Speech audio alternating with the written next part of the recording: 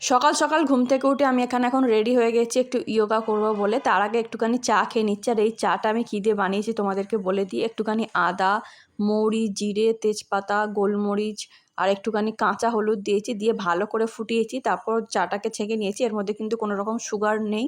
এটা চেষ্টা করি আমি প্রত্যেক দিনই খাওয়ার। যেদিন ঘুম থেকে উঠতে একটু দেরি হয়ে যায় বা অন্য কিছু খাবার থাকে সেদিনকার এই চাটা অ্যাভয়েড করি, খাই না। বা কোনো সময় হয় ব্রেকফাস্ট করার পরে খেয়ে নিই। তো এখন আমি এখানে একটুখানি ইয়োগা করে নিলাম।